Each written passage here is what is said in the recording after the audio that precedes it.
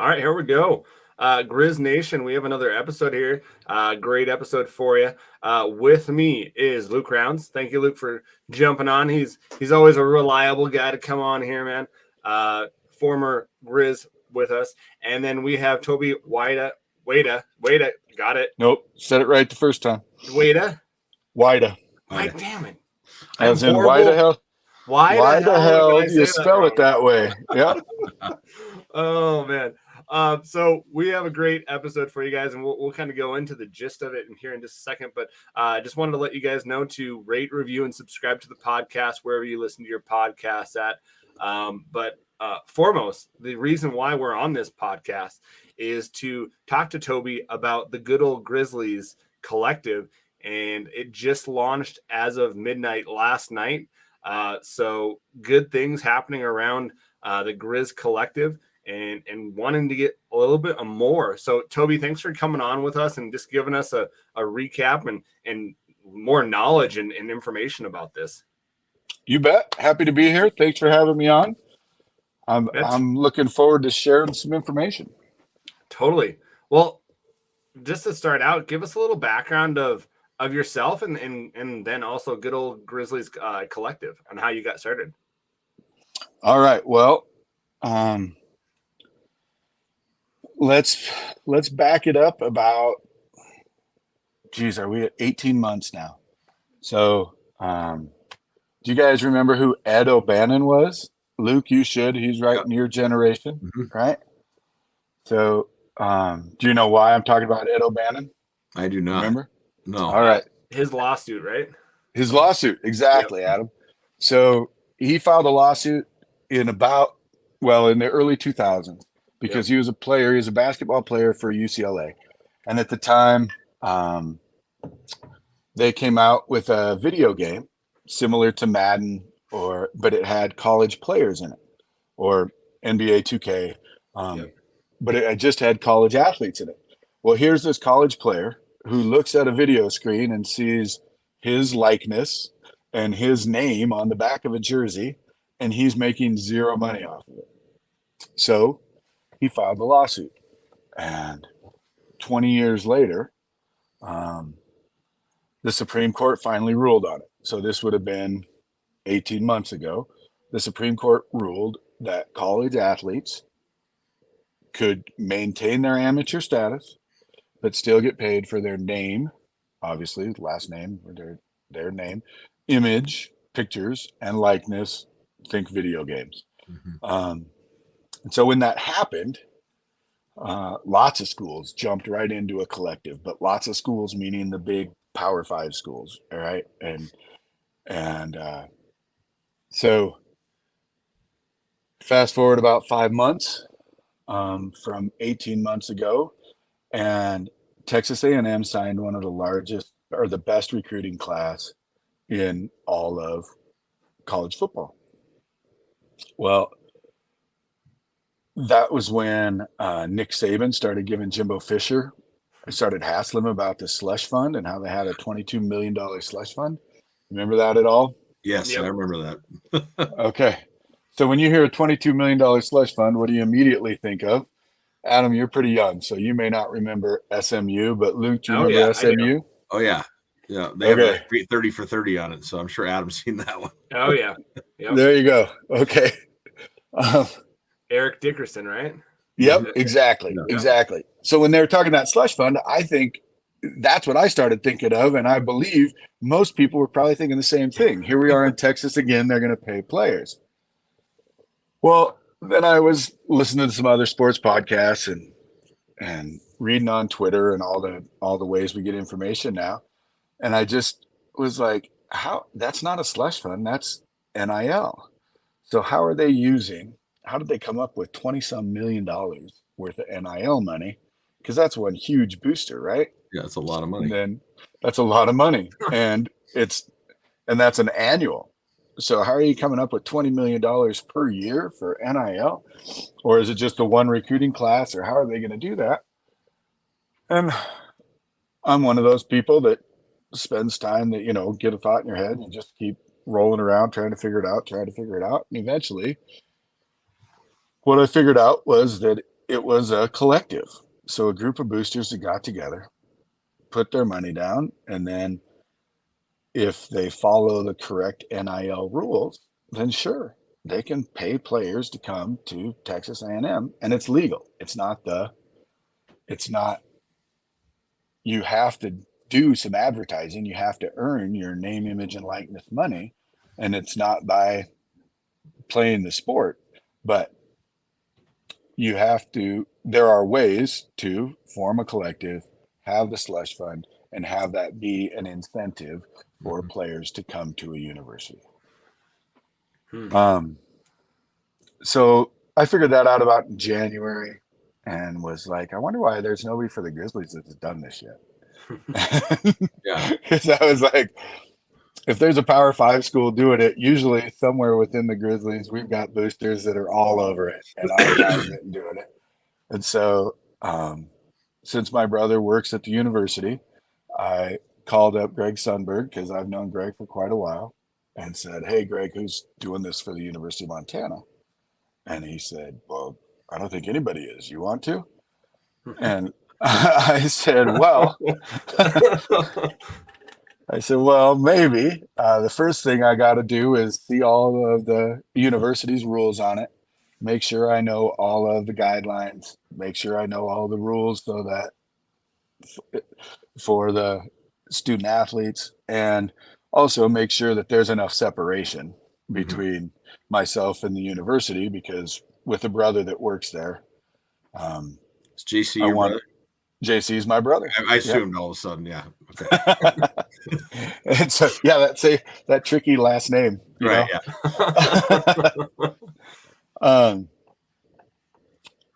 So I wanted to make sure there was enough separation, because one of the rules is you can't be an NIL advertiser or booster and be connected to the university. There can be no institutional control. So went through all the regulations, worked with Jean Gee, who's the athletic director who's in charge of compliance. And she is super helpful and gave me all the information, and I read through it all, poured through it, and was like, yeah, I think I know how to do this. So beginning last year, really around March, is when it really started as IVOVI Sports, which IVOVI is Roman numerals for 406. So I started that as the collective, and then kind of as a subset as an advertising agency. And we'll get into the differences in a bit, since we're just talking about the collective. And then as I started going to the GSA events and talking about the collective, I started to realize, especially because of the Indiana Hoosiers, they came out with a collective that is a nonprofit, and what they do through their nonprofit,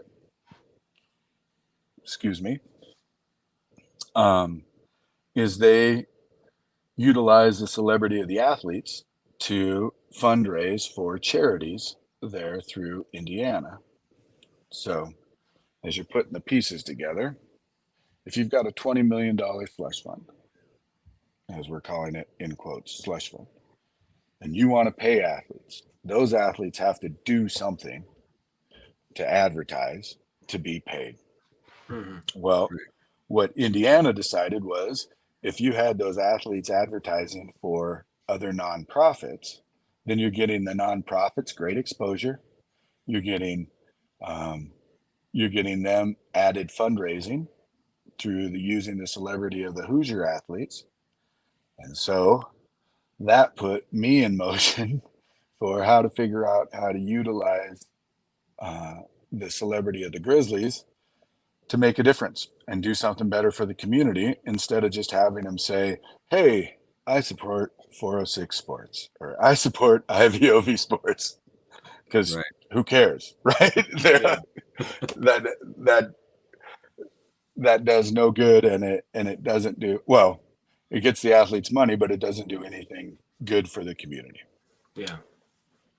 So really, that setting it up as a nonprofit took some time, and so that's kind of why there was a delay. And so when you say the launch of it, that's really the launch now, a year into the process. That's the launch of the website.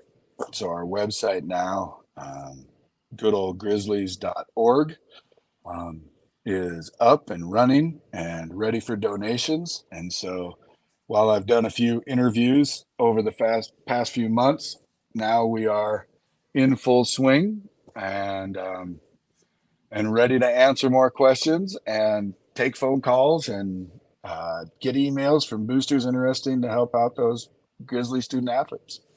Well, and Toby, we'll put that the address in the description of the podcast as well, so that we get it out there as well. So I'll just want to let you know that too. So if that'd be great. If anyone else is looking for it, just click on our description of the podcast and you'll find it there as well. So awesome. Yeah. So how hard, you said it was, a process. How hard was this to take on in, halfway into it where you're like, oh gosh, what did I get myself into? Well, honestly, the most difficult part and the parts where I was really like, are we even going to do this as a university or as a community around the University of Montana, was when you're going to GSA events and there has to be the institutional separation. Yeah. So it wasn't like I'd show up at a GSA event and they'd say, here's Coach Hauk and here's Coach DeCure and oh, by the way, Toby's going to get up here and tell you a little bit about NIL and how it's super necessary for our university. So a lot of it was me creating my own advertising materials, and I'm not some graphic designer or anything. So so coming up with things that you're like, boy, this might pass as 8th grade, PowerPoint presentation slide or something, and I'm out there handing it out for what's become an integral part of college athletics. And then having to talk to people on the side and get to know people. And it's just those pieces of it where, we don't have golf tournaments set up. We don't have full knowledge within the GSA or within the university community of knowledge about what NIL does.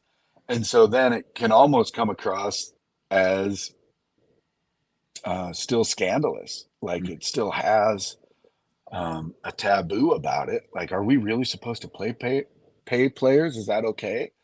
And it is, as long as you do it legally. And that was what really pulled me in, was the only people with jeopardy of losing their ability to play athletics is the student athletes, because a booster can go up and hand somebody $100. Right. If the kid takes it, they're not going to put the booster in jail. The kid may lose his scholarship and the kid may lose his ability to play.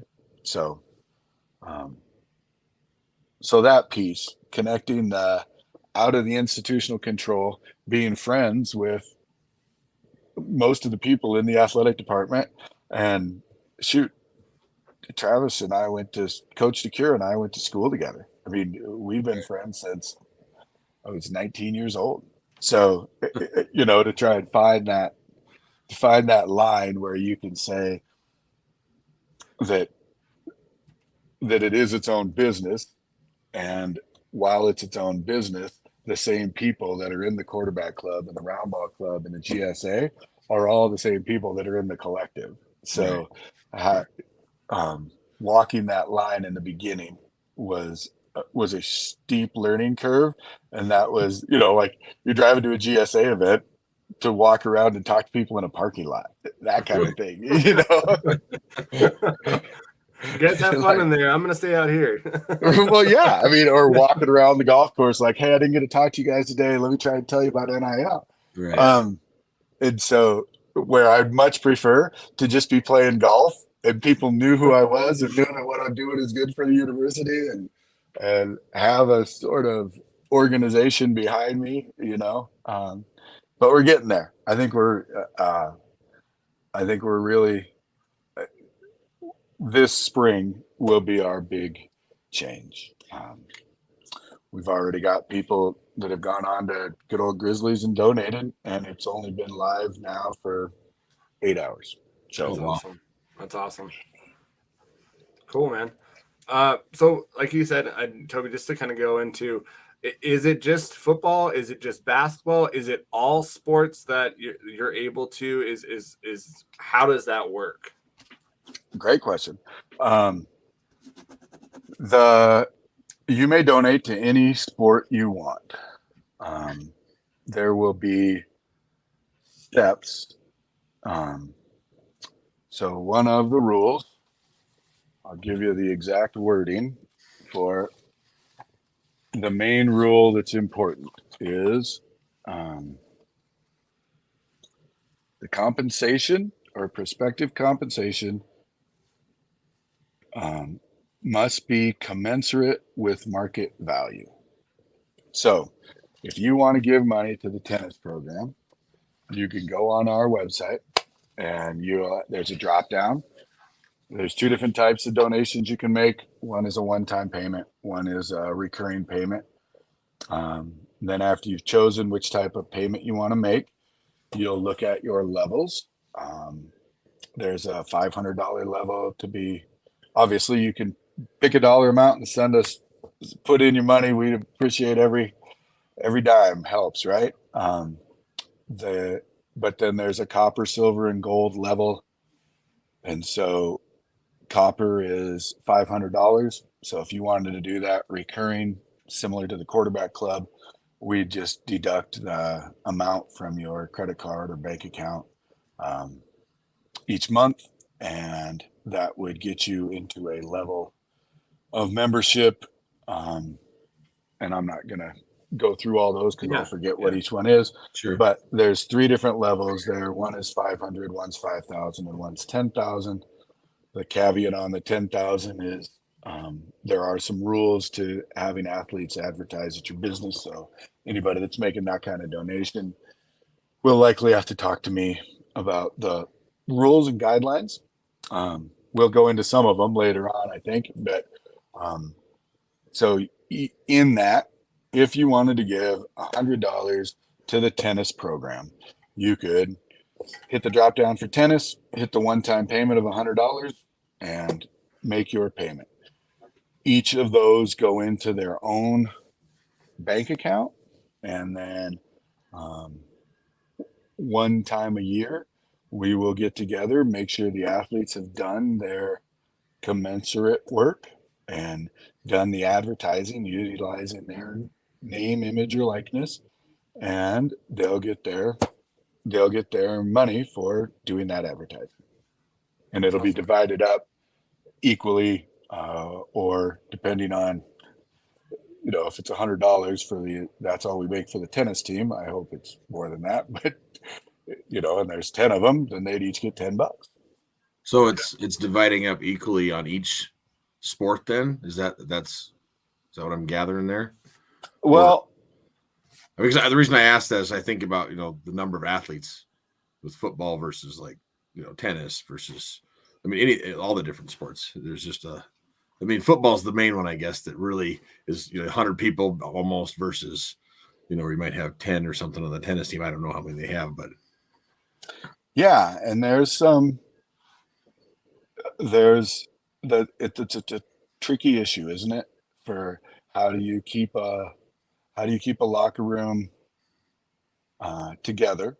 Mm-hmm. Well, because it is out of the institution's control. So how do you keep a locker room together, and also how do you incentivize the best athletes to come over? And so the workaround on that is the advertising agency on the other side. Okay. So, for example, we'll use Patrick O'Connell from last year's team. I think most people that are paying attention to Grizzly sports have heard a radio ad where they've heard him use his name.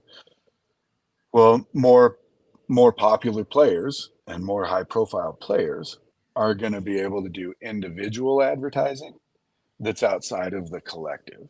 Okay. So if you think of the collective as, hey, a whole bunch of boosters put together their money to support the football team or the softball team, and that money is kind of divided equally among those players. Then if you've got another player who, like Patrick, was an All-American as a junior, Right. fast forward to this year's terms, right? Then, or Alex Gubner this year, right? He's done some commercials already. Also, Junior Bergen's done some commercials. They've already got a celebrity and a name that then they can get more advertising opportunities. So the two together, as you've got the collective that is more of the spread across each sport equally, then as we get more advertisers and that side of the business growing and the actual individual name, image, and likeness business going, that becomes more of an incentive then for a higher profile player to come. I mean, think of Arch Manning, right? The kid goes to Texas not just for the collective dollars, but he's got so many individual advertising deals going on down there. Yeah. That he's making, what I've heard, millions of dollars. Right. So, crazy. So are those individual NIL deals run through 406 as well then, or through the collective? That's why I had to separate them out, because you've got a collective that is a nonprofit, an NIL deal through an advertising agency. That's what 406 Sports remained. IVOVI Sports is the advertising agency. I have contact with so many athletes right now. I can reach out and get a hold of pretty much anybody if an advertiser is interested in choosing someone. So that's if an advertiser is like, we'll use Pat again. I want Pat O'Connell. They would contact you through IVOVI and say, hey, we want him to do this for us, and then you would go then and contact the player. Is that how that would work? Yeah. It's, from experience, right? When you were playing, how much time even during spring ball, how much time in your life did you have to be just cruising through social media, even though there wasn't any back then? Right. But just there is no time. Every minute counted for. So right. So if we walk through the process and we were to say, you, Luke, wanted to have Patrick O'Connell advertise for your business. And again, we're doing last year's scenario. Right. You somehow would have to get a hold of Pat. You'd have to either find his Twitter account, Instagram account, whatever. Then you'd have to slide into his DMs and hope that he saw it at some point. And then he would have to look at those DMs and be like, well, is this a robot? Is this a real person? Is this a legitimate offer? Am I going to get in trouble for this? Am I going to get in trouble for this? Am I going to click on this link and my phone's going to break? Yeah. I'm going to get some ransomware. Then he's got to, if he does reach out to you, then he's got to take the time to figure out if you have a legitimate deal for him or not. Or if you're just like, hey, my kid's having a birthday party and I got $50 for you. Can you come on up? And oh, by the way, it's 3:00 on Wednesday. You don't have anything going on then, do you? Right. So then once you figure out that it's a legitimate deal, then you got to figure out a contract. You got to work out a way to get him the contract, him to print it out, sign it, get it back to you. You have the contract. Then you got to figure out your schedules with the schedule where you had how much time again during, especially in season, but hopefully most advertising is done before the season. And then once you've got all that done, then you got to figure out payment. Then you got to do the tax forms. And you got to figure out the W-9s and the 1099s. And then as an athlete, after it's all done and it comes around to January, then you're looking for that person who you made a deal with back in June Right. and saying, hey, can you send me my 1099 so I can do my taxes? So that was one of my other questions, I guess, was going to be about taxes. Yeah. Do they get taxed on it? How does that work and all that? So they do get taxed on it. What I've done to wrap all that up is with IVOVI Sports. All you have to do is go to the Good Old Grizzlies website, see my phone number on there, and call me up and say, hey, I'd like to have Danny Barch advertise for my business. Can you reach out to Danny? This is what I'm thinking. I want to pay her this amount of money to do this radio ad. We're going to run it for this amount of time. And when Danny gets a text message from me, she goes, I know this is legitimate. I know it's a real deal. And I know that Toby's got a contract that's going to allow me to work within my time schedule. And then Toby's going to take care of my W-9 and my 1099s, and he's going to work with them. And so all of it is taken care of. And then, yes, depending on the amount, and of course, I'm not a tax attorney. right. So depending on the amount they earn, they definitely would have to pay taxes on it. Yeah, I kind of assumed that there was, Uncle Sam's not going to let this go without getting the taste of it. So I assumed that was going to be the case. Yeah, even with the collective dollars, where that's coming from a nonprofit, the athletes are still contract employees. So they're basically independent contractors. Yep. And so we talk about that, and I discuss it with the athletes before when they're first getting me their information. There's some forms, there's some information I need from them, and there's things I want them to be aware of, because it's their livelihood now. It's how they're making money, is through not only their scholarships and athletics, but also through their independent contractor business and their advertising. And so with the collective, if an athlete didn't want to be a part of the collective, they could, that's something they could choose, right? Just say, hey, I don't want to be a part of that. Absolutely. Yeah. And if they don't fulfill their obligations, if they don't do the advertising for it, they wouldn't be. Right. The same rules apply to a collective as apply to an individual booster. They have to do something commensurate to market value, and they have to advertise some way. So what are some of the charities that are going to be benefiting with this collective? That our partners are Missoula Food Bank and the UM Food Pantry. And Awesome. so they're both responsible for the Can the Cats program. So there's going to be lots of opportunities built in around the Can the Cats, and there'll be other opportunities throughout the year where Grizzly athletes will be helping to fundraise or do food drives, and for both of those partners. Excellent. And there are links to their pages directly on our Good Old Grizzlies website. So check them out and donate to them too. That's awesome. So, I think that a lot of people have heard, they collective and they think it's just, money being thrown at players. And I've heard of different kinds of things with charitable things a little bit, but this is the first time I've kind of probably know a little bit more about it, which is awesome. What, as a Grizz fanatic like myself, we're always trying to beat the neighbor team down the line.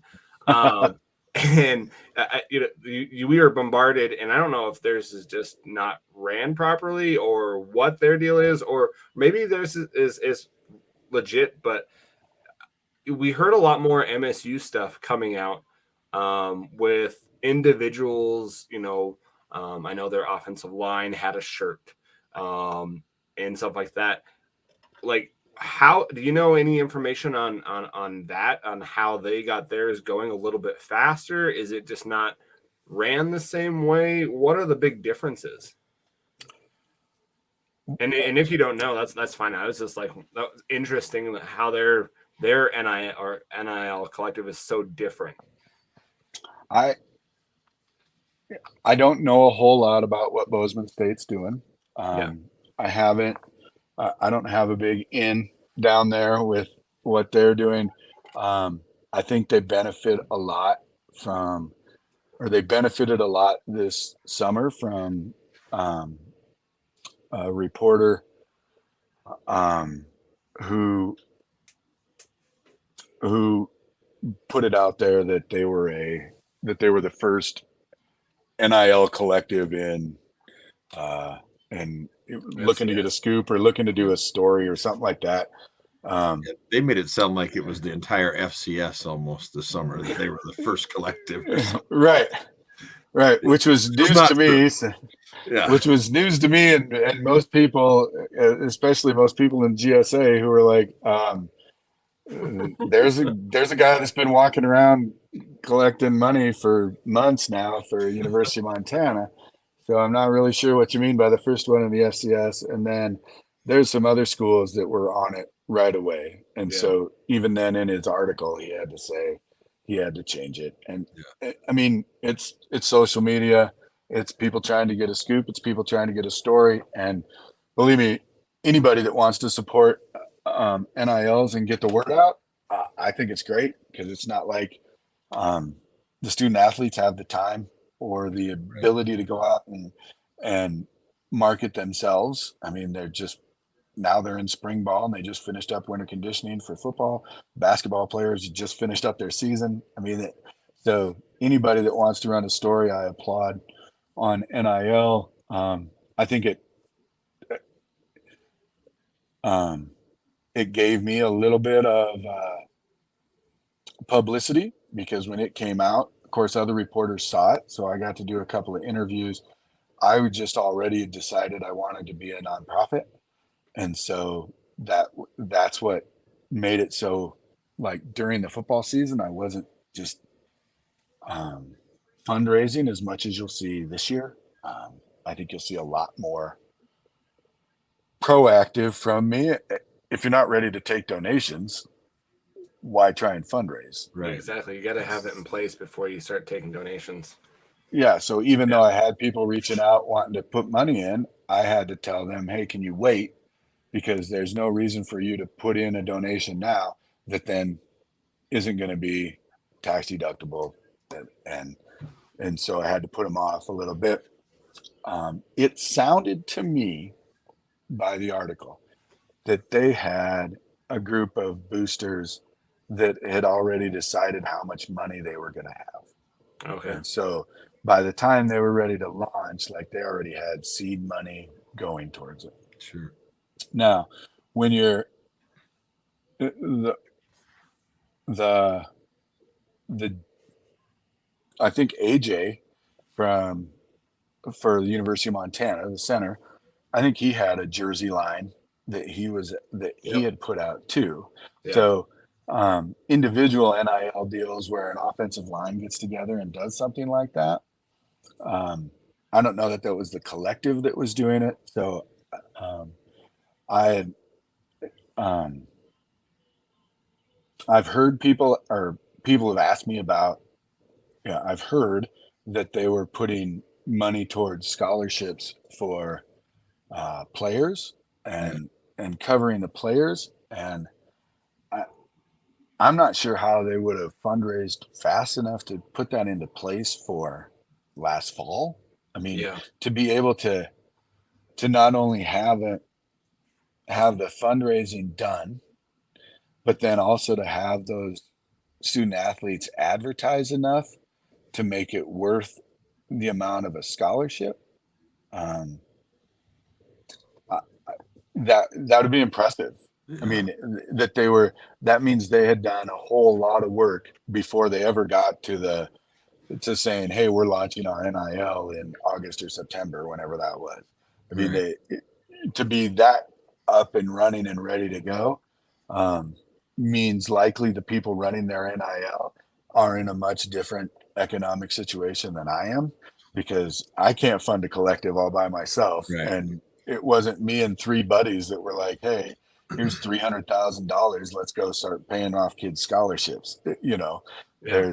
there's some, and I'm not saying it's impossible. And for the record, it's not illegal. If they want to pay a kid the value of what a scholarship is, and he does the advertising to earn it, that's what Right. NIL is. Right. Um, I think the big rumors that everybody keeps bringing up is that they're taking their collective money and telling the in-state kids not to take scholarships, and that the collective will pay for the Montana kids scholarships is the one rumor that I keep hearing people talk about. And you know how rumors are. People hear one little thing and it's like, and then everybody's talking about stuff like that. And my biggest thing was like, how are they going to get the money raised so fast? And then two, I was like, I kind of was the thought that they have to do something. They can't just go, here's money, you don't have to do anything. So yeah, that sounds like a pretty strong rumor. I yeah, mean that um, it's possible, but the 100% against the rules is for NIL to be involved in any type of recruiting. So that's good to know. So I mean, there's nothing. I don't get to talk to athletes till they're on campus. I mean, excuse me, we have athletes coming in who have been doing NIL deals in high school. And so, Really? yeah, and they have reached out and are like, hey, did you know this about our kids? And I'm like, that's great. I'll be happy to talk to them when they get to the University of Montana and they step on campus. So they Until literally they're have on. to sign with the University of Montana and become enrolled before they can talk to you then. Oh yeah, I take it to the enrollment step, not even just on signing day, Right. because I They could I change their tried to minds. learn as much as I've tried to learn as much as I can about NIL. I'm not even going to step towards the transfer portal or any of the. You step on campus, you're there for a practice or two, then we'll talk. You know that. Right. So to go, is it possible that that is that a good way for a collective to work? And could you establish a pattern of behavior where um, you were subsidizing kids so that they had enough money to pay for their scholarships? Sure. I, I'm I'm blown away if Bozeman's at the spot where they can do that already. I Right. mean, Yeah. I am I am full on impressed having been through this for 18 months. Well, for a year now, sorry. And going through it for a year and thinking, man, how great that would have been to just have that much money built up. Now they didn't do a nonprofit. Yeah. So you have a lot more opportunity for people to just say, hey, like I said, if three guys all give $100,000, you're at a good chunk of change, um, and so that is a possibility Sure. for how they could do it. So you'd mentioned something earlier that I caught, that was the write-off thing. So since it is a nonprofit and someone wants to donate to the collective, to the nonprofit, would that be a write-off for them then? Yep, Okay. absolutely. It's tax deductible That's what I thought. because we are, at our essence, we are fundraising for Missoula Food Bank and the UM Food Pantry. So it's just that we are paying athletes to do that advertising Right. and then for doing the fundraising. So instead of using it micro, where we're talking about University of Montana athletes, if you had a whole bunch of people get together so that you could have Brad Pitt advertise for your Missoula Food Bank, Right. and he wanted to get paid for it, and you said, well, cool, what's your advertising fee? And he said $1 million. Well, yeah, you're still doing something great for your community. Right. And in ours, it's twofold, right? We get to help out student athletes who the University of Montana doesn't pay the cost of living. for along with the scholarships. So we get to help out student athletes to make it a little more equitable with what other universities are doing. And we give a little more, get to put some money in their pockets that isn't connected to the university. And we get to do something good for the community as a whole. I think that's the best part, that you're actually helping the community too. That's huge. Yeah. Mm-hmm. It is. So, Toby, one thing that I had a question about is, let's say a player, Junior Bergen, let's say, one of the hottest, probably the players out there that will probably be getting these deals through IVO, the marketing place. Let's say somebody comes up to him and says, "Hey, I want to do this." Is the rule that they have to be redirected to you, or how does that happen? Because I bet you, and I'm just trying to get the word out to people so that this, because that's going to happen. Mm-hmm. Someone's going to come up to a player and say, "Hey, I want you to do this. I'll pay you this much," and you're like, how does that work? It does not have to go through me. Nope. Okay. In any way. I mean, no, there's certainly no requirements. What I created with IVOVI or 406 Sports is just a simple and efficient way for businesses to be able to get in touch with athletes and athletes to be able to get in touch with businesses. I've already got the contracts. I've got the tax forms. I've got the contacts. So, and Junior is a perfect example because he's done other deals. He's got a deal with, I believe it's Jeep Lithia. Yeah, I'm sorry. Yeah, I'm sorry, you guys, if I'm advertising incorrectly. Sorry, Junior, if you're listening. But he had a deal with them. I had nothing to do with. He had that deal, and there's some, and yeah, it had nothing to do with me. I know Sammy Akim had a deal with Paddleheads. That had nothing to do with me.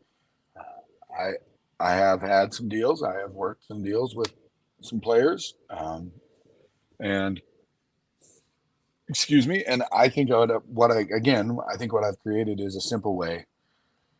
Instead of trying to walk up to Junior after a win down on the field and be like, "Hey, Junior, can you advertise for this?" And he's like, "I just wanted to hug my dad. Thanks for the offer, but maybe you could call me later, and do you have something to write down, or here's my autograph and my phone?" All the clumsiness of it. It's a lot simpler. And it sounds a lot simpler and safer to me. Like I'm just listening. Like it's just the safe route to go because you have the contracts, the tax side, all the ins and outs of it. Where if you have just someone who's like, "I want you to advertise for the Oxford downtown," it's like, right, you'd be like, "Well, okay, what?" I just as a player, I would think, boy, are you real? Even if I heard that, I'd be like, "Hey, let's go talk to 406 because he knows what we need to do here," and I just don't want to make sure. I want to make sure we're doing this right too. Yeah, and there is safety both for the business and for the athlete. Right. Obviously, it's more for the athlete.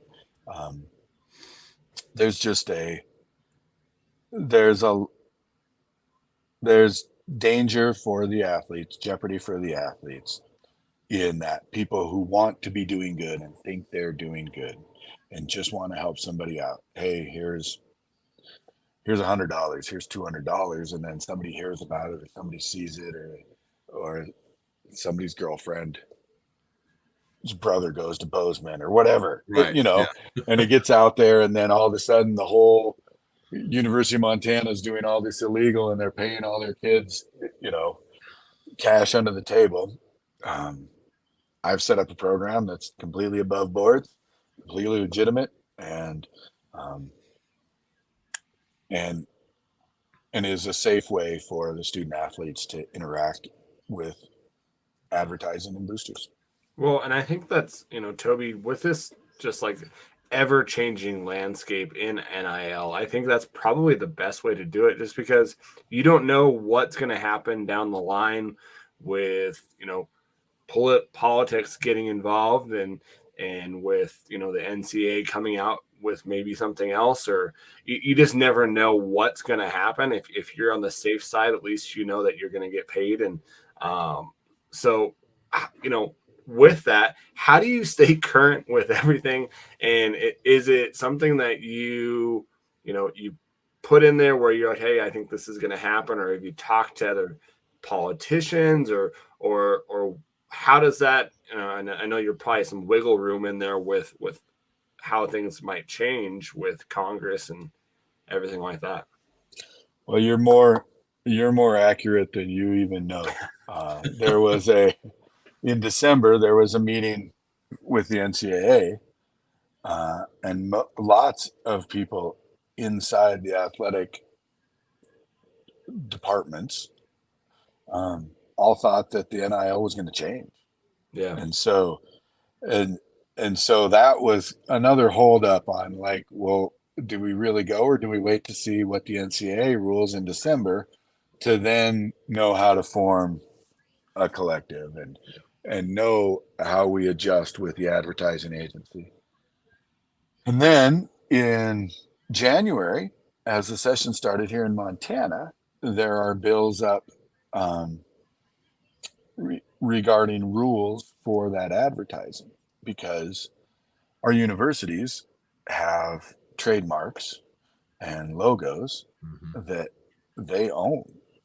So if you were advertiser X and you hadn't signed a deal to use the logos, well, then you call up student athlete Y and say, hey, we'd like you to advertise for this. All they can really do when they come to advertise is say, hi, I'm University of Montana student athlete Y. I support business X because they make the best wingdings in the world. And that's it. They can't say Grizz. They can't wear any of their logos. They can't have any of the marks. So just that aspect of NIL, for which advertisers have paid for the marks, which advertisers can you wear which logos, and is a dangerous spot, because if you go and do a video after a football game in Washington Grizzlies Stadium and your parents advertise it, and then you throw it out there on TikTok, or your parents record it for you and then you throw it out there on, as a student athlete, throws it out there on TikTok with every logo behind them, with Nike and the Grizzlies and behind them with Coca-Cola and whatever Stockman Bank is up there, and they're like, you should go to Business X because they're the best. They got the best wingdings. Yeah. Right. Every one of those places can sue you for using their marks, and that student athlete just made $500 for doing a quick ad, and then they get sued for $1,000 a piece from every one of those places. So, I mean, there are some definite traps in the advertising world and the NIL world in general that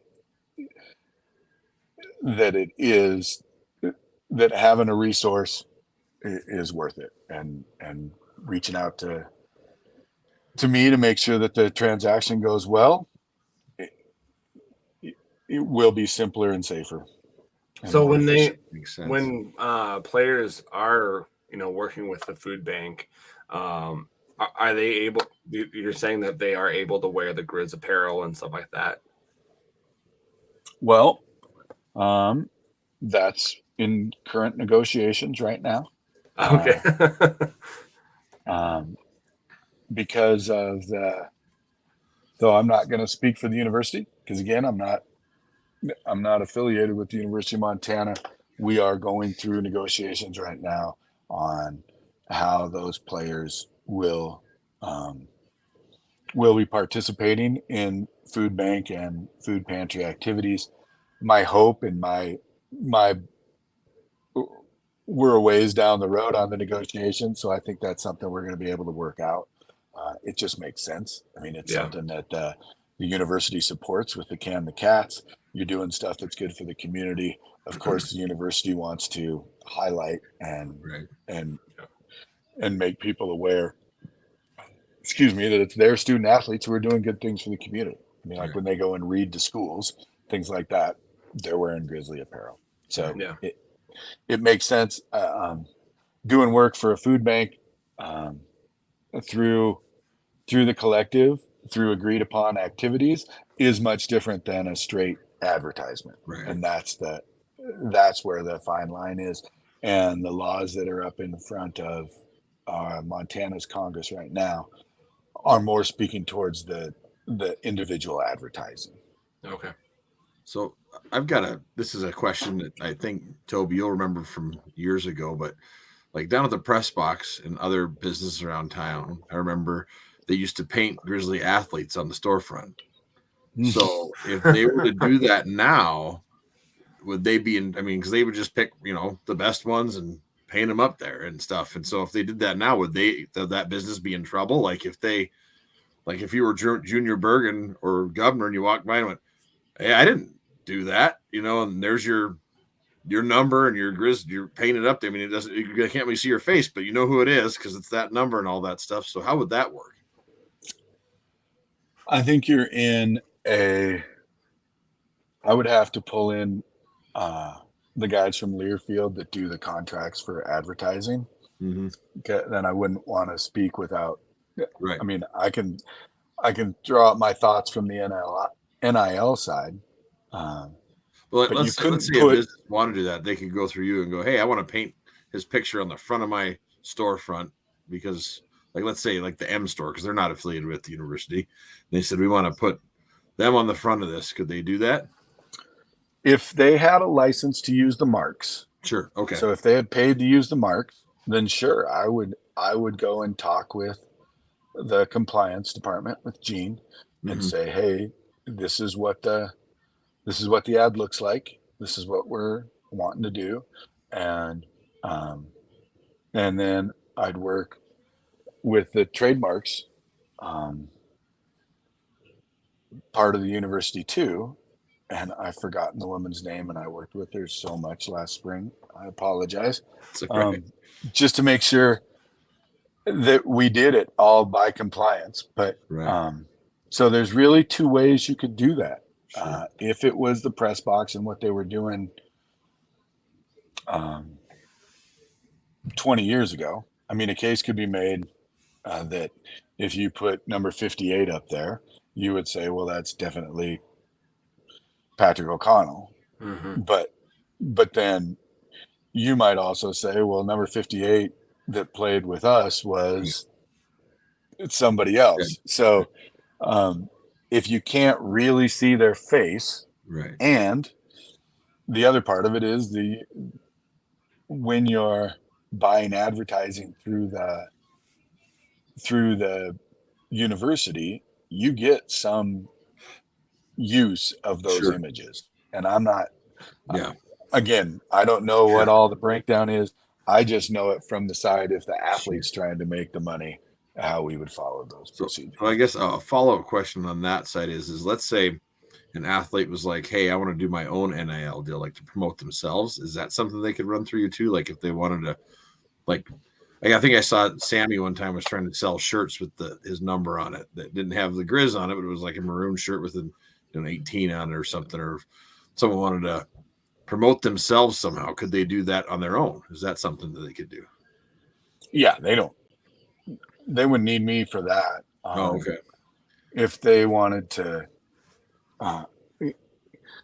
like what AJ did, where he just had jerseys made and was selling those jerseys or found somebody to do it. And honestly, there's some interesting stuff going on Amazon for players to be able to put together some products and advertise that way. And that's not really my niche either. I'm looking for the Missoula businesses that are looking to do advertise radio, TV, social media advertising, Sure. or even print, where you just simplify the connection between those two. Well, there's a lot of different internet companies too, where you can design things and then have a portion of that profit go to yourself too. So there's a ton of those out there as well. Right. Exactly. And that's Yeah. not. So like, I got. oh, go ahead. Oh, I was just gonna say I got plenty of to do. I'm not going to start getting into. Right. Well, my next question was going to be like, if a business was like, hey, we want to advertise with X player on Instagram and Facebook, is that something that IVOVI would put together, like that ad campaign for them and stuff, like where they wouldn't have to do it? They'd be like, hey, will you help us just make the whole ad campaign and put it on there, or how does that work? I would discourage people from doing that. I mean, Okay. if you saw any of my graphic design stuff, you probably wouldn't say, "Hey, this is the guy we want." This is the guy we want to put together. Some of it, I mean, if you're doing just a video of a player, the important things to remember are they aren't actors; they're student athletes. So if you want them to try and do something fun and record themselves and post it out on your Instagram page, great. But the reality is, I think most businesses are going to want a script and are going to want the player to follow something on that script so that they get the right. So you're So kind they of get the right bridge verbiage that in. gap then between like their advertising agency and just then the players, really, where you're helping bridge that gap then. Right. I mean, most of these places, if you were going to use examples that are out there like Lithia, right, with Junior, they already knew what they were going to do before they even reached out to him. They said, we've got Junior Bergen. Here's our concepts for what we want to do. Can he show up at this time? Yeah, makes sense. And I'm giving Lithia all the free advertising. I could be saying the same thing for Man Mortgage, right? There you Man go. Mortgage did great work with Pat O'Connell, and they knew what they wanted him to do. They had him run through a bunch of different scripts so that they could put together that advertising, and it worked out great for both parties. So, Toby, you've talked about, the activities for NIL related activities. Are there rules when these players can do these activities? Because I know Luke and you had said, that there's not very much time. This is probably the perfect time.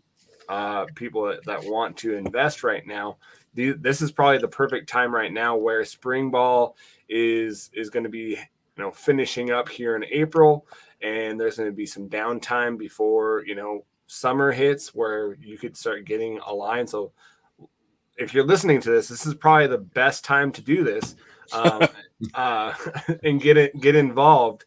But what are do you know of any of the rules? I know that when you're doing interviews, because I've tried to get some players on here, we've gotten some players, you can only contact players or contact communications to get those players during certain times, not during when the season is and all that stuff. So what are the rules for related activities for that area?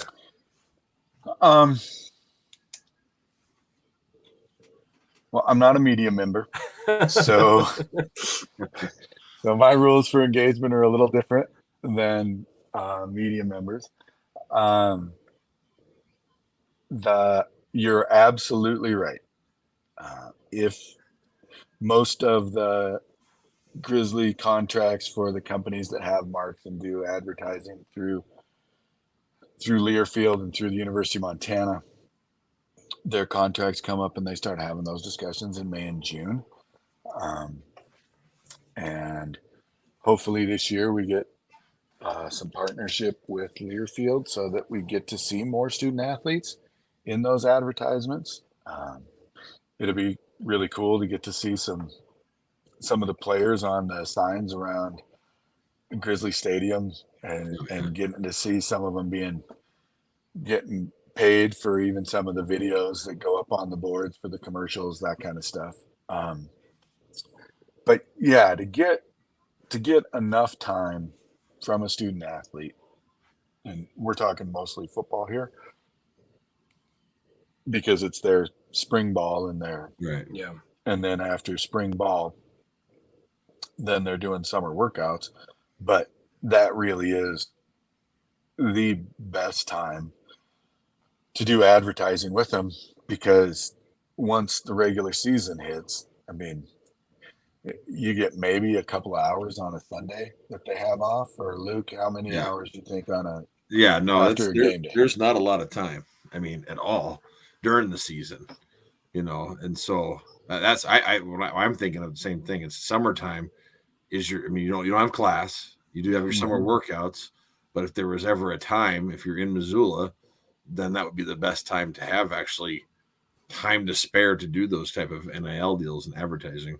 Yeah. Even if it is, And like you said, for the fall, you can film all that stuff in the summer, so it's ready Exactly. to go in the fall. Or Yep. vice versa with basketball too. You get that stuff. They're doing summer workouts. Yep. Get that stuff done when they're in that slower time, if you will, where you have a little bit more time to do that, and then just so it's ready to go for those. So I guess that's what I'm thinking. Advertisers need to think ahead here. Exactly. Right now. While Right. you're listening to this. Yep. 406-459-8761. Give me a call. There you go. And but you can be reaching out to me, and we can be setting up schedules for the summer. And that's the piece, because it's to expect that businesses are just going to be able to say on June 14th, hey, we want to advertise with somebody, and knowing that they've got 6 weeks or 5 weeks at that point, and one of those weeks is the 4th of July, to then try and kick off, try and get the crew together, get their scripts together, get their recordings done, while that student athlete is trying to have their time off to rejuvenate too. It really is right after the spring game there on April 6th. It is peak time when they get out of school there the first week of May until the 4th of July would be the absolute best time to record and get the advertising done. So, one question that I had, with all of this going down is, I know other universities, bigger universities are, with, NIL happening, way different than when I grew up, and probably when Luke grew up too, with the amount of money that you can make, and some of the figures that you hear of athletes making are crazy. And so, does the university do these collectives? Do you guys educate these student athletes on the ins and the outs of what to do, or how to spend their money, or the rules, or how is there any educating going on with this?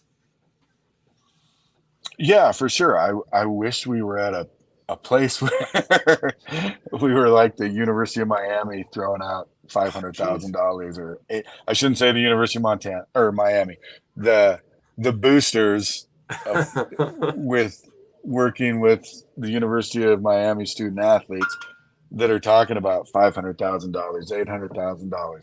I think most of right now where a collective is at the University of Montana, I think most of the kids have a pretty good idea how to buy a pizza with the amount of money they're going to be making from us. If we get to the spot where there's that amount of money going on, those would be a good days. That'd be a good problem to have. But right now, there are rules. Like they have to follow rules within the university system to maintain compliant with their NIL deals, just so that there is some minimal tracking. And I do talk to each of the athletes and just to give them an idea about NIL, about what IVOVI Sports does, and then of course what a collective will do when we actually have enough money to be doing things. Then there'll be some conversation. But the reality is, it's similar to the first job you got, and somebody saying, okay, well, you're making this money. remember, you got to pay taxes on it. And beyond that, whose responsibility is it to say to them, and this is how you should spend it, or don't forget to invest 10% or whatever. They get to spend it however they want, and if they decide that it's an extra pizza at midnight because they can't get to the food services, then great. Yeah. So with that, it's on the same, I guess, thing. I remember, one of the first days of two-a-days, you'd have, I think it was Gene still come in and talk about compliance and NCAA rules and stuff. And I just wonder if she talks about NIL at all now in that too, or whoever's doing it talks about the NIL stuff as well as NCAA stuff, just because it's such on the forefront now. Yeah.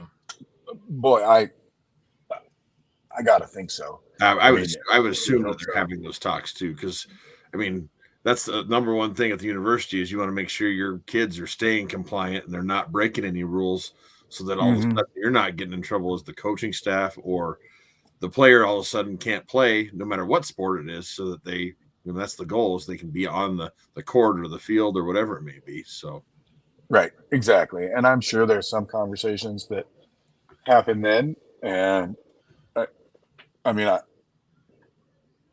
Jean is excellent at her job. Yeah. And so I'm sure there's a whole bunch of those conversations that go into it. And all the interactions I've had with her, we make sure that that's one of the reasons why I'm doing this, is to make sure that I do everything within compliance. So I don't know, because again, I'm not affiliated with the university, so I don't get to be at those practices. Right. But boy, the way our coaches in all the sports are grooming and educating those student athletes, I'm sure they're giving them some time. It may not be a whole lot, but I'm sure they're giving them some guidance on, make sure if you're doing this, you're following these rules. Are you getting any pushback from coaches, like on any level? Like, hey, we don't, because it's, I see it as it's here, accept it sort of thing if you're a coach. But I'm just curious if you are getting any pushback from any of the coaches on any of the staffs. Boy, I think there's a group of us that all wish that it could just stay the way it was. And, but I think all the coaches at the University of Montana have been great to work with and deal with, and very supportive, because while I think, like I said, I think all of us would say, I wish there wasn't a transfer portal, or maybe I wish there was an NIL. There is. And now all we can do is work within the rules and be as effective as we can, because it's here. And to pretend like it's not, I think you're doing your student athletes and your team a disservice. Yeah, I would agree. Now, Toby, with kind of on that follow-up question with that, like you said, not necessarily you can't promote the collective as a recruiting technique. You can't go out there. Can coaches say, hey, we've got a collective that is a little bit different than other collectives, where you'll be doing good for the community and also making some money? Can the coaches use that as a recruiting technique, or how is that? Is that a sticky situation, a sticky area? No, coaches aren't going to be the ones that are spreading the words about NIL. Okay. But this is a great opportunity for our celebrity guest host here, Luke. When you were choosing your university and you went on your official visit, who did you stay with? So I actually stayed. I actually didn't stay overnight because I lived in Missoula. So I was from Missoula. So my official visit wasn't an overnight, but I hung out with other players. Like Anthony was there and stuff, and guys like that I was hanging out with. So and then when I was on the team, we'd have players come in, and it would be you take them around campus and show them a good time and stuff like that and have the recruits with you. And, so and in that case, when you were taking them around campus and you showed them where the food service was and you talked about, hey, yeah, we eat here on this day, Yeah. but then we also get a pizza after every game and that kind of thing, right? Yeah. That's where the NIL comes Right. into the recruiting, is once the culture is established and the players are aware of what's going on, then as a person comes for an official visit, the coach may not say anything, but the players are like, well, yeah, you get your scholarship, but you also get $2,000. Yeah. Because the players will help whatever. sell it I mean, even more than the coaches do, the players do. Right. You're all wearing your rings and you're really putting it on for the recruits and stuff. So yeah. And it's kind of like the Champion Center, right? You don't have to, when a recruit walks into the Champion Center, the coaches don't have to say, and you get a workout here. Or when they're down on the sidelines, they don't have to say, oh, and see these 25,000 screaming fans? They're going to be here when you play. The recruits are like, oh, I want to go here. I want to be part of this. The NIL will become part of the culture, basically. The culture, yeah. And as it grows, it will become more efficient. It'll become more streamlined. I mean, I've got some pretty good ideas, but I tell you what, it's been a lot of work for the last year. And now as we implement it and start writing checks, that's a whole nother layer of work. So as it grows and it gets built and gets more streamlined, it's the word of mouth and it's the rumors, right? Like I haven't had a Bozeman State coach tell me that they're paying their in-state recruits. You guys haven't talked to anybody at Bozeman State to know it, but here's the rumor that's out there. So if you're an in-state recruit and you're a senior in high school and you've already heard that, you're not asking people, you're not asking kids from your school that are out there, hey, are they really doing this? Yeah. Once it gets out, once the payments start happening, and once the deals start happening, I mean, if you think that people don't look at the let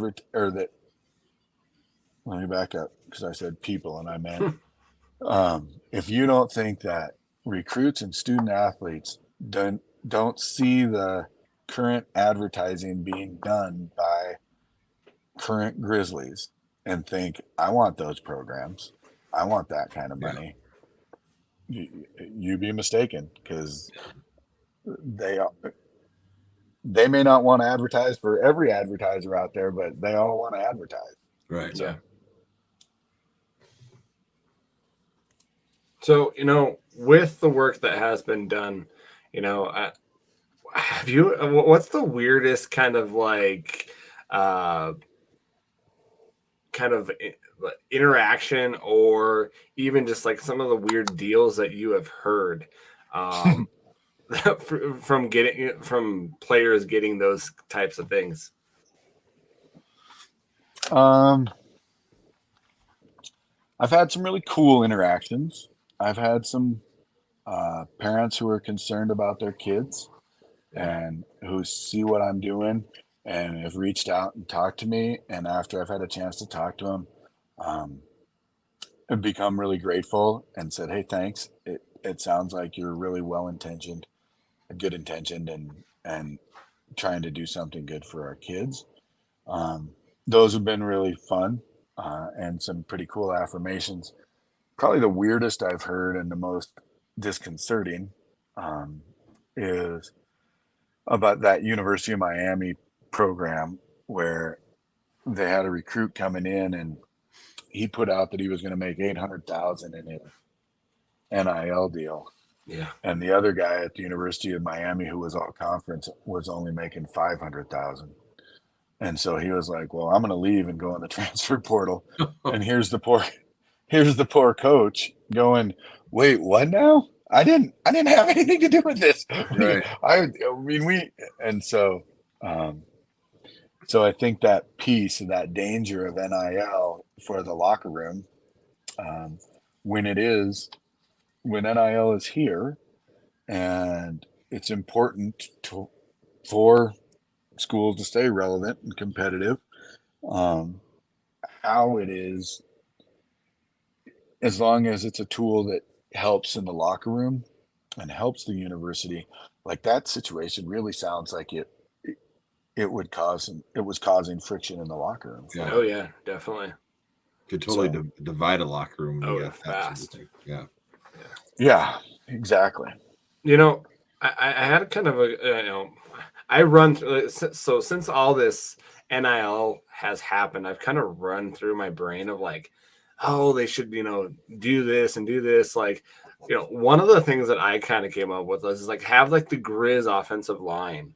And I don't know if this is legal by any means. So don't take it from my word of mouth, because I'm just a nobody and I have no affiliate with the university at all. Let's just throw it out there then. But like the Grizz offensive line getting a deal from like a meat market or some type of like cow, what I don't know what it is, but where they, hey, we'll, if you do this, we'll give you 40 pounds of meat every week or something like that. I think that would be really cool, because then you're getting, those offensive lines some food, beefing them up, and I don't know. That was just something to me where I'm like, yeah, that's a good idea. I don't know if anybody else has thought about that, but I'm like, let's do this. Let's get this going, right? But go ahead. It's a great idea, and I think what you'd find out if you started talking to the Grizzly student athletes is that there are some of those deals going on. Awesome. I mean, there's not as many as could be, and sadly, most of them involve national brands and not local brands. Okay. So I'm hopeful that we get some of those types of deals, even if it was. I don't mean to put anybody on the spot. No. Well, there's so many. But if it was a local business, a local restaurant that was saying, "Hey, we just want to say, we feed the offensive line," or whatever it is, and obviously there's tax implications for all that stuff. Yeah, that I'm happy to help with, but yeah, those kind of deals around Missoula. I mean, when you think about Grizzly athletes, they are some of the most known people in the state of Montana. Yep. And so capitalizing on their celebrity, and they're really affordable celebrities at this point. So capitalizing on that, I'm looking forward to Missoula getting behind it, and all of Western Montana. I mean, we've got great athletes in Helena and from Eureka, and so that was one of my other questions, I guess, is like, it's not just, they don't have to advertise just in Missoula. They could advertise in Libby and Havre and Sydney and Wolf Point or Billings, right? I mean, they could do an NIL deal anywhere in the state, or even in Spokane. I mean, there's a big Grizzly. There's a lot of Grizzlies over in Spokane. We get those Eastern Washington kids. They could do that over there too. I take it, right? Yep, exactly. There's opportunities for Grizz athletes. There are opportunities throughout our footprint. So there's the footprint is huge too. Mm-hmm. I don't think people really know that, but Grizz Nation is huge. Yeah. When you're watching away games and you see how many people show up, and it's because they live there, not because they flew there. Like Torrey Pines in Las Vegas could do an NIL deal if they wanted to, because they show every year's game or something, right? I mean, that's right. Yeah. Yep, exactly. There you go. 406-459-8761. There we go. So, Luke, you have any other questions? So I had one other question. It is something I actually saw online. I've heard this term of NFT. I mean, I don't even know what that is. Like, when it relates to NIL, and I was just, Isn't it Bitcoin? Isn't it something with Bitcoin and stuff like that? I'm not sure. I am not sure. So I've seen it pop up a few times on Twitter and a few other things with NIL. And so I just wanted to know if Toby, if you knew anything about that or what that was, or I'm not even sure what it stands for. So I think it's non-fungible token. Yeah. And I only know about it because one of my good buddies is super into trading cards. And one of those guys, that actually makes money doing it, doesn't just have a collection that's in a drawer or in a little shoebox. And he was talking about it. And so I know just enough to nod along and listen to him as Sure. they're treating an NFT like a trading card. I'm not sure how a Grizzly athlete would get a hold of actual game footage to create an NFT Sure. and have that be their property so Right. that then they could sell it. And I mean, the way I understand NFTs, and if you get a whole lot of responses when you put this out, Adam, let me know how incorrect I was. But the way I understand it is it's either a short video clip or an image that is the only one. And so they've made it so that ESPN can't keep playing it over and over again as a highlight, Sure. and or anybody else can own it. So then if you own it, then you can trade it and or sell it, and somebody else then would own it and they could then use it to sell like a trading card. Sure. Okay. Well, that makes more sense. Okay, Well- so I got one more for you guys before we go. All right, putting us on the spot. Because you guys did send me a couple of questions to prep me for this. And the one we didn't get to that I kind of struggled with, that I was glad you didn't ask me and I get to ask you, is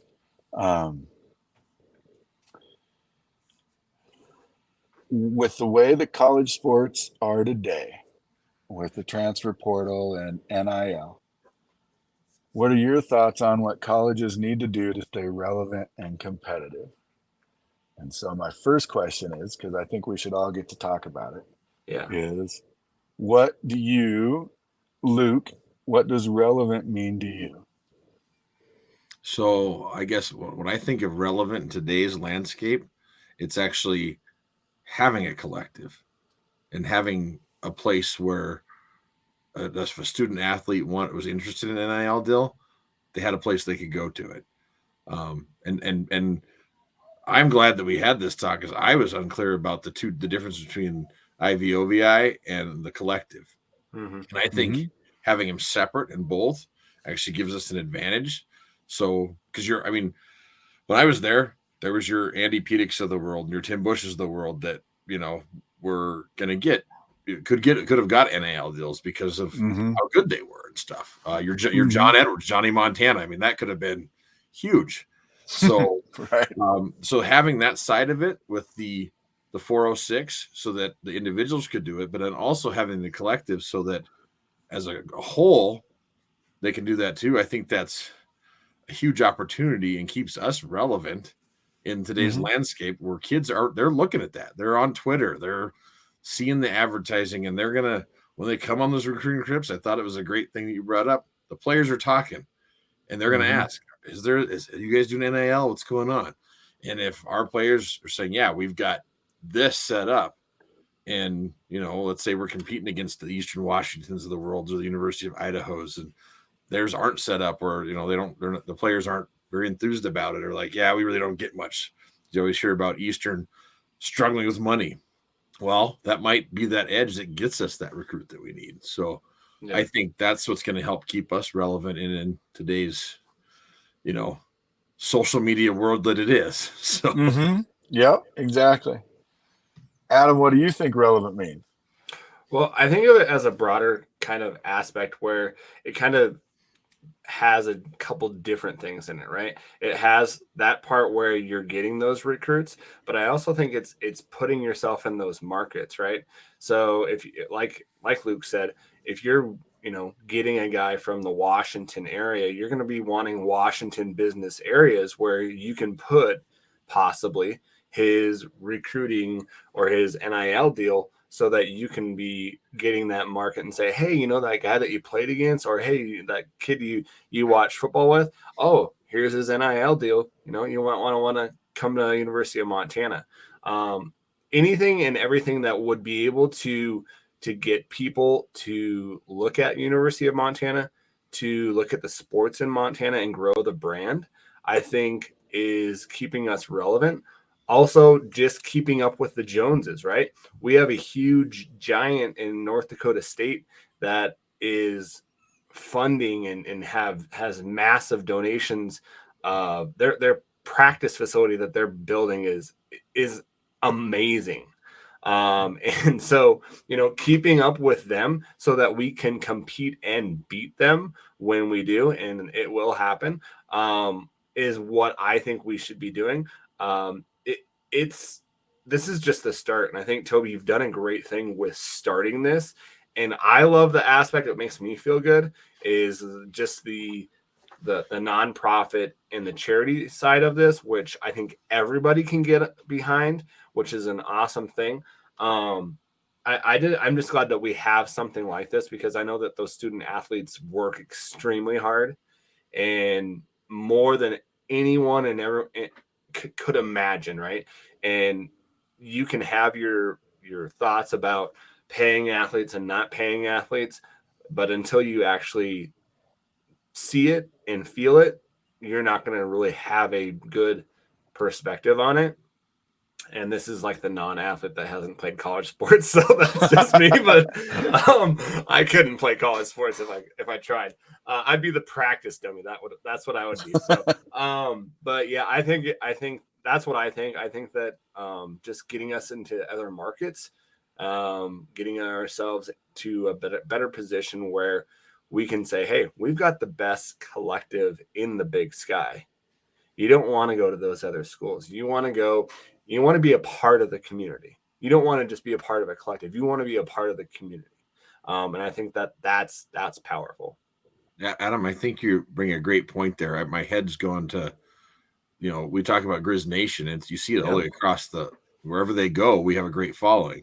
Well, in my mind, I'm thinking, okay, with the collective, it's an easy way for someone to help the Missoula area, which we're all associated with somewhere, no matter where we live, but from a long way away, and help the university, the players, by donating it, where you don't have to donate $10,000. Toby, you're saying, if you want to donate $100, great, it could go in the collective. And you think about the spread of Grizz Nation here. Taking that money and just people going, hey, a little bit here, all that stuff's going to add up and make that collective even bigger. Across the nation. This could just snowball is the way I see it. I hear us, you hear the fanatics.com. Well, the University of Montana is one of the highest ones on fanatics.com. We beat out, look at all this stuff. We're beating out Big Ten schools all the time and stuff. Little University of Montana, because people love the University of Montana. If you're associated with Missoula and that, you love it. And this is a great way for people to take money. It doesn't have to be very much, and donate it back to it that can help the university and help the athletes. No matter football, volleyball, basketball, tennis, all of it, golf, softball, soccer. Well, I think that when you have a perspective of money going to all sports and not just because like that's what you hear in the market, right? Is and on Twitter is the big reps or the like, and not to get political here or anything like that, but women, right? Women have the highest NIL deals is because of teams, or not teams, of businesses kind of taking advantage of the good looking athletes, where I think that this collective wouldn't be doing it. It's out of, I don't know. It's a lot cleaner. It's a lot healthier. I don't know what the words are of what I'm getting at, but sometimes I'm just like, oh, that doesn't seem right. That doesn't seem like it should happen. I just think that this is going to be a good thing for the community. It's going to be a good thing for athletes. And I loved how Luke said that the IVO, that part of it, I think is going to be even more powerful with those athletes that are the top, 2%, 1%, that are going to be getting those other deals. So, I think we should clarify something because you keep struggling with IVOVI. oh, did I say IVO? You keep struggling with it, and I think what we should clarify is that you have a 307 area code.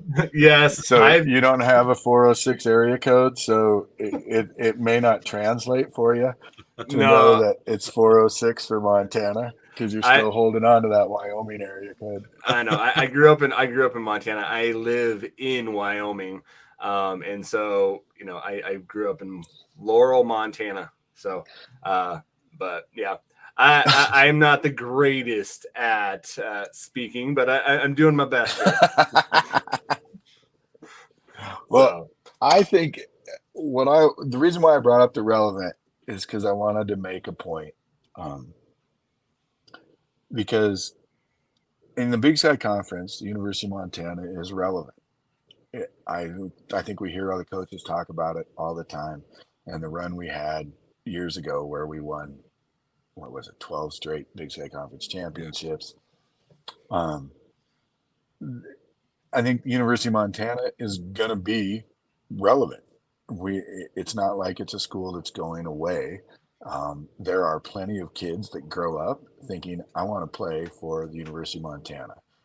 Um, I I don't think you'd have that same feeling in Colorado. I don't think you have the same feeling in Arizona or California where they're like, when I grow up, I want to play. When I get to college, I want to play for Cal Poly or Sac State or Northern Arizona. So I think there's some built-in relevance to the University of Montana, the same as at the FCS level, similar to if it was a USC or a UCLA. Um, but I think the other part of your question was, how do we stay competitive? And we have such high standards at the University of Montana that we believe competitive is competing for a national championship in every sport every year.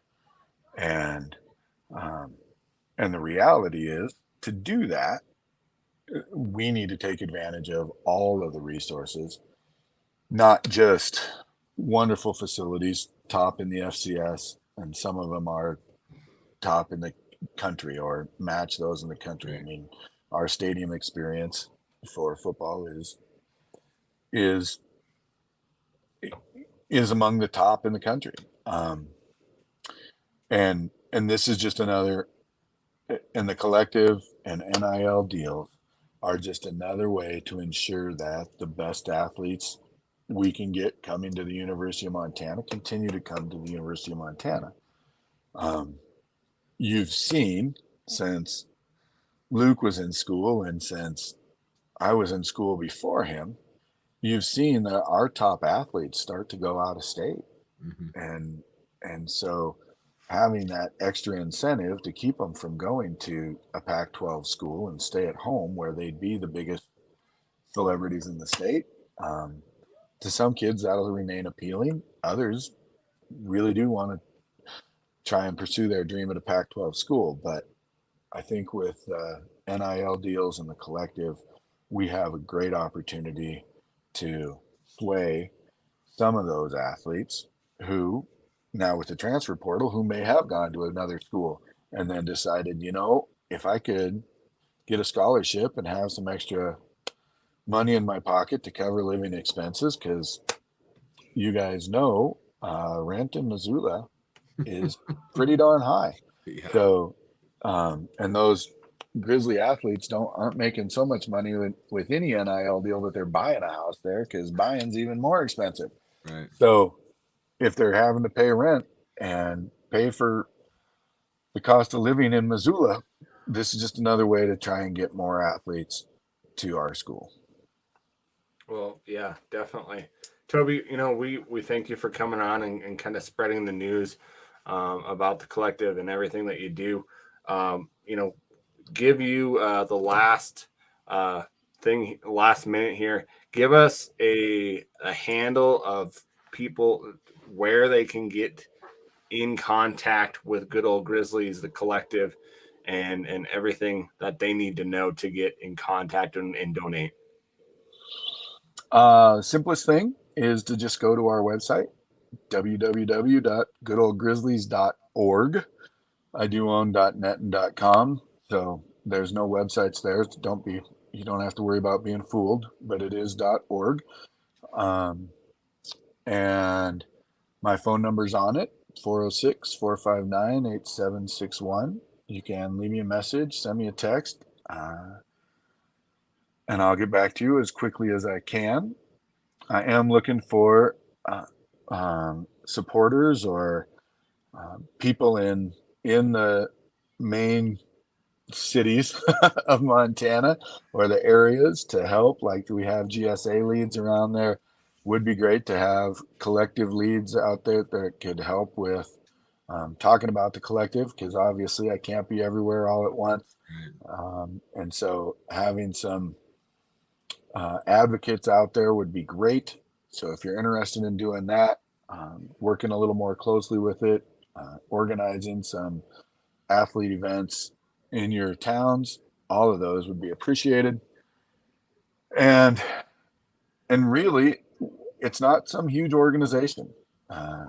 It's me, and like I said, we're looking for some other supporters, but word of mouth, those of you that work on eGriz and the other platforms, sharing the website around would be greatly appreciated.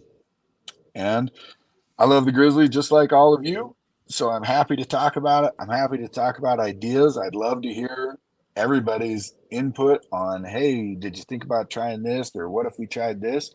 I want to hear it. I don't have all the answers, and I got a pretty good handle on all the rules, but I don't have all the answers or ideas out there, so I'd be happy to hear them.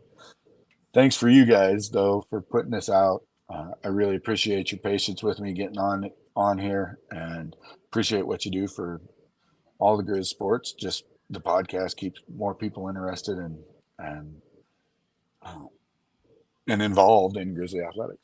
Well, I want to say we appreciate you doing this, and being the person that was up front and the first guy out to make sure that we got a collective and got the IVOVI going and all that, because otherwise I think a lot of us have been worried. I mean, people were worried when they first heard that other article about that other team in the state. Yeah. That, oh gosh, we don't have anything. And it was refreshing to me and a lot of other people when we saw IVOVI pop up right away. And it's like, oh no, we got something going on here. We're not just being left in the dust. So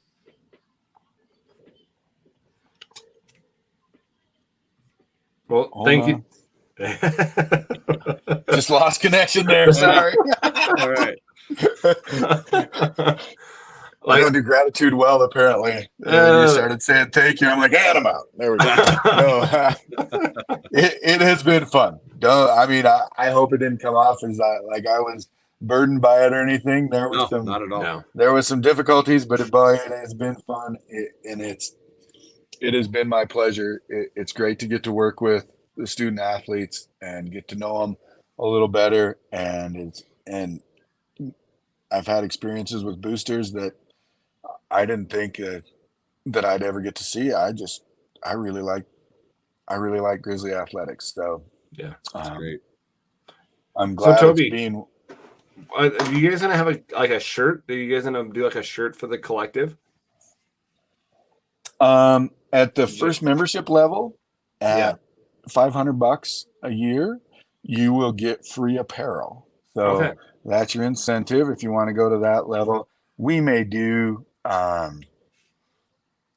again with the marks and the logos. We're wading through how we find the right fit for the collective and 406 Sports, but we'll get there. It's coming soon.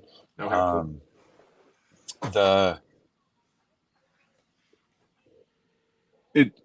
Advertising for the collective and advertising for the student athletes are two different pools. So do you want to have where student athletes get to advertise by coming up with apparel, or do you want to have the collective raising money through apparel is also a dilemma. So I'm happy to hear feedback. If people are listening to this and want to say, hey, we'd buy shirts, then yeah, I'll make shirts. And we'll send all the money to the athletes. So we have good contacts throughout the state, and we have good boosters. So we can do just about anything at the University of Montana. Awesome. Well, again, Toby, thank you for coming on, man. Thanks, you guys.